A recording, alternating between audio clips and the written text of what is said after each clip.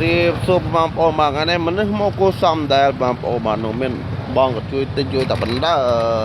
ពួកបងប្អូនរ៉ែនេះ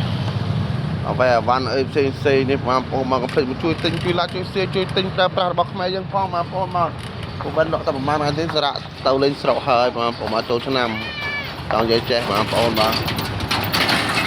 ហើយមនុស្សមកនេះក៏ជួយទិញច្រើនតាន់តាប់ពេញទឹកពេញដីដែលបងប្អូនមកហើយវីដេអូក៏ចេញបន្តទៀតបងប្អូនមកចេញដល់កវីដេអូហ្នឹងបាទកុំភ្លេចជួ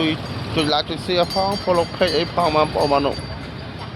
បណ្ដាហើយបងប្អូនមកចេញដល់ណាណីហើយនោះហើយប៉ុតខ្ញុំពងរៀបរាប់ចំបណ្ដាហើយបងប្អូនមកនោះហើយថ្ងៃនេះក៏លក់ដាច់សាហាវទៅទៀតបងប្អូនមកមុនចូលឆ្នាំនេះទិញបងប្អូនទិញតាំងទិញអីច្រើនជួយយកឲ្យបងប្អូនមកអូដល់កហើយបាទមុនចូលឆ្នាំនេះបងប្អូនក៏ជួយទិញជួយអុយច្រើនកោះកអូបងប្អូនកុំភ្លេចជួយទិញផងបងប្អូនមកថ្ងៃនេះដាច់មកដាច់ហើយបងប្អូនមកបើទៅស្ងាត់ទេណានេះបងប្អូនបើទៅស្ងាត់ទេមិនច្រកផងអុយផងសឹងតែមិនទឿនបងប្អូនមកនេះហើយអាវ៉ាន់យើងក៏នៅតែបន្តិចទៀតទៅអស់ហើយបងប្អូនលក់តែស្អែកថ្ងៃទៀតអស់ពុកវិនសម្រាប់ចូលឆ្នាំហើយរួចចូលឆ្នាំទិញលក់សាថ្មីទៀតដោយសារតែបញ្ញាប់តែលេងស្រកផងឲ្យផងបងប្អូនមក